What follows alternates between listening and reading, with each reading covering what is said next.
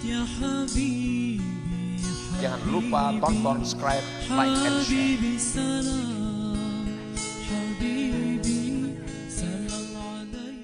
Kata pengarang Imam Ahmad Ibnu Athaillah As-Sakandari rahimahullah,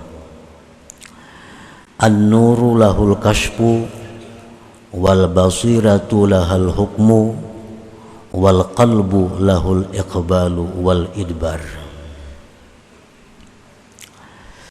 yang artinya bermula nur, bermula cahaya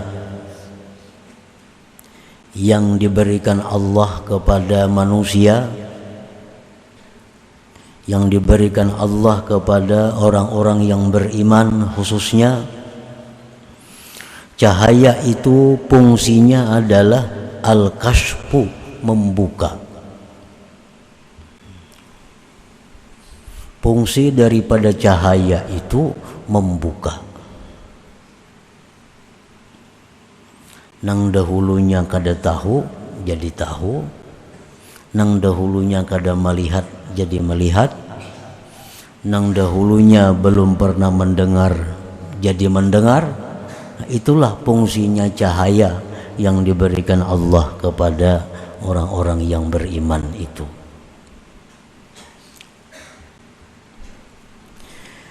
Wal basiratu lahal hukmu, dan mata hati baginya itu memutuskan. Nah, fungsi daripada mata hati yang diberikan Allah kepada kita, mata hati itu fungsinya memutuskan.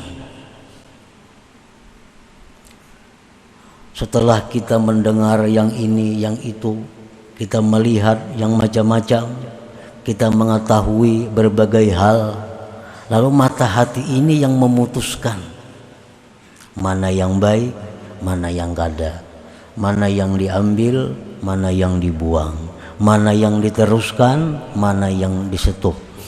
Nah, itu fungsinya mata hati kita, menghukumkan, memutuskan.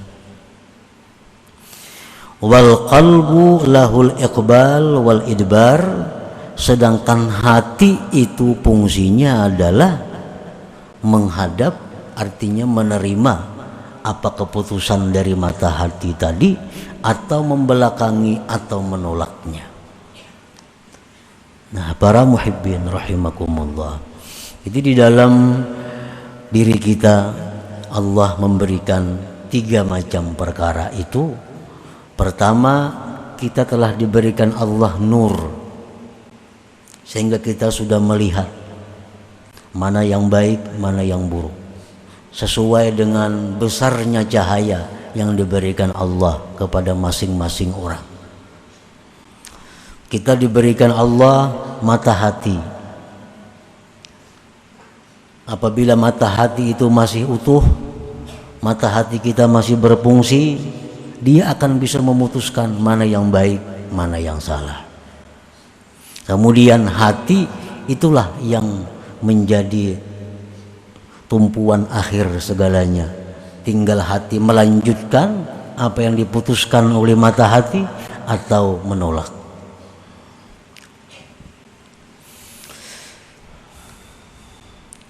Sya'nun nur kashful umur wa idahuha hatta yadhhara husnuha wa kubhuha. Fungsi cahaya yang Allah berikan kepada kita itu membuka segala perkara, menjelaskannya segala perkara sampai terang benderang, baiknya perkara itu dan jahatnya perkara itu. Para ulama mencontohkan dengan seseorang manusia yang masuk ke dalam rumah yang gelap gulita. Di dalam rumah itu ada berlian, dalam rumah itu ada emas, dalam rumah itu ada uang, dalam rumah itu ada kala, dalam rumah itu ada ular, dalam rumah itu macam-macam binatang buas. Nah, kita berada dalam rumah dalam keadaan gelap gulita, sehingga kita kada bisa tahu mana ular, mana kala, mana berlian, mana emas. Nah, Allah datangkan cahaya. Nah, dengan cahaya itu kita melihat, oh ini emas, ini ular, ini kala, ini duit, ini sebagainya. Itu fungsinya cahaya. Nah, kemudian mata hati kita itu yang memutuskan. Yang baik jadi mata hati, ini emas, ini berlian, ini duit, ini macam. Nah, nang kada baik, kala, ular, tikus, sebagainya. Itu mata hati memutuskan demikian. Nah, tinggal hati apa menurut atau kada dengan petunjuk yang ditetapkan oleh mata hati tadi. Kahusni ta'ati wa kubhil ma'siyati, seperti baiknya taat dan buruknya maksiat. Di mana kita tahu taat itu baik, itu cahaya yang memberitahu kita, sehingga kita melihat, oh taat itu bagus, maksiat itu kada bagus. Di mana kita tahu lewat cahaya itu. Allah memberikan cahaya kepada kita sehingga kita melihat, oh ini maksiat kada bagus. Nah, para muhibbin rahimakumullah, orang-orang yang berbuat maksiat bukan berarti dia tidak punya cahaya, bukan berarti dia tidak tahu bahwa itu haram. Orang yang melakukan zina contohnya, bukan tidak tahu zina itu haram, dia tahu. Orang yang melakukan riba, dia tahu riba itu haram. Orang yang minum arak, dia tahu minum arak itu haram, karena ada cahaya iman di dalam hatinya yang memberitahu itu. Tetapi mungkin sebabnya karena mata hati orang ini sudah tertutup. Nah, mata hatinya sudah tidak berfungsi, maka akhirnya dia tidak bisa memutuskan mana yang baik, mana yang buruk.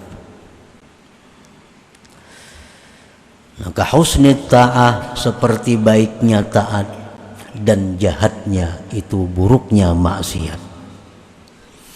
Nah, para muhibbin rahimakumullah, sebuah taat kepada Allah, kita ambil contoh keadaan kita sekarang ini, talabul ilm, menuntut ilmu. Ini ada satu perbuatan taat. Nah, bagusnya menuntut ilmu itu bermacam-macam. Kebaikan menuntut ilmu itu bermacam-macam. Kita diberitahu oleh cahaya, kita diberitahu oleh nur yang dititipkan Allah di dalam diri kita. Apa bagusnya taat? Kita ambil contoh menuntut ilmu. Satu, ridha Allah Ta'ala. Ini kebagusan taat ini, keindahan taat ini yang diperlihatkan oleh cahaya kepada kita, bahwa taat itu pertama, bagusnya taat adalah pihak ridha Allah. Di dalam taat itu ada keridhaan Allah. Keridhaan Allah ini sebenarnya yang kita cari dalam kehidupan ini. Salah satu cara mencari keridhaan Allah adalah taat kepada Allah. Nah, itu diberitahu kita oleh cahaya itu.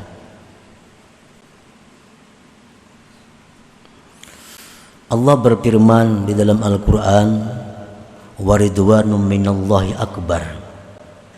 Keridaan Allah itulah yang paling besar.